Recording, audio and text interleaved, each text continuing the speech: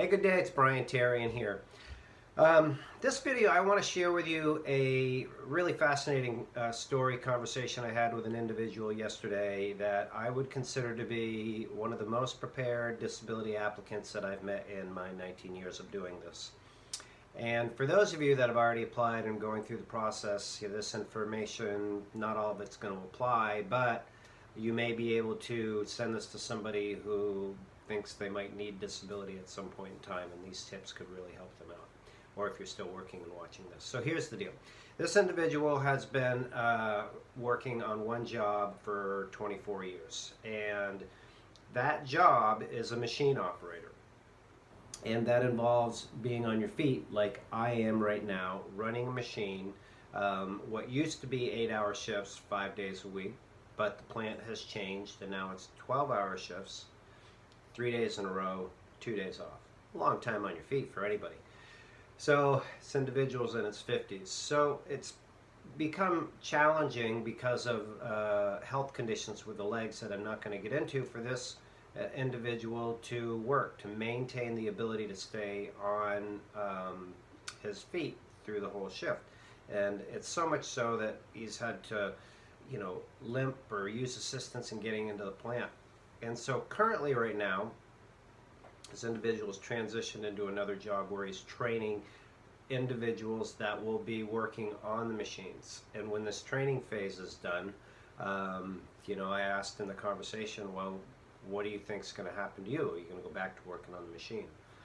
So, and he said, yeah, I will need to go back to working on the machine, and I have gone through and I've looked at the timeline and how long the training is going to be, and are there other training candidates coming in that I would train?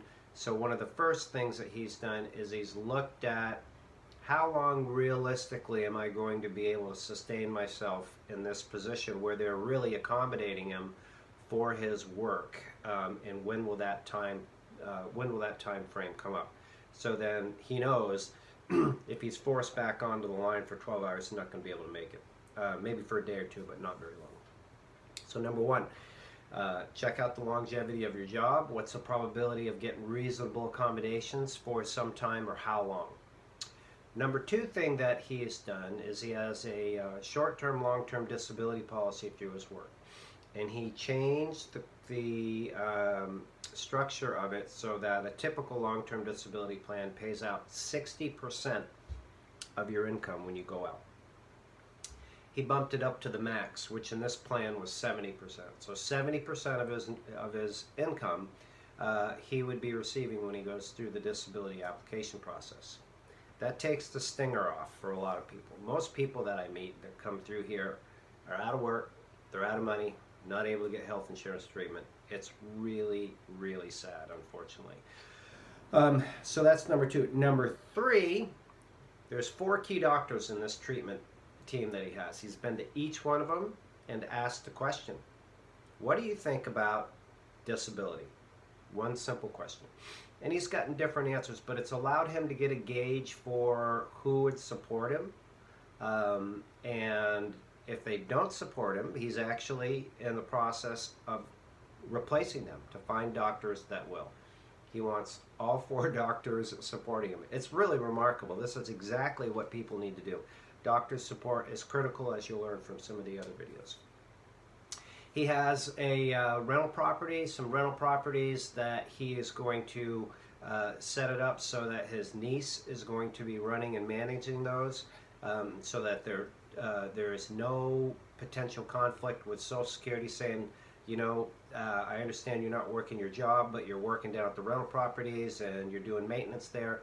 He's going to set all that up so that there's no questions there, receives a small pension. So when this individual goes out, his unique situation is he's going to have a pretty significant cash flow to go out. He's done it in his advanced work with the doctors. He has even looked at, are there any other possible solutions to remedy my health situation, so that, Social Security, when they come and look at his medical records, it knocks out the conversation that they can have, well, if you did this, maybe you could be back on your feet and you'd go back to work. So I'm just checking my list. He's done pretty much everything. So it's fantastic. I hope that this story and this preparation process for those of you that are still working, or if you know somebody that's working, would be helpful. And of course, one other thing that he's going to do, he said, listen, I'm not going to leave it all to chance. He says, I have a high school education. I know enough to know what I know and what I don't know. And I'm going to find somebody that will ideally work on my case with me. So that's the other thing that he was going to do. So anyway, this has been Brian Tarian. I hope you find this helpful. If you do, you know what to do. Click the button, subscribe, join us for more, enter the comments. Love to hear from you, how we can help you, and make it a great day.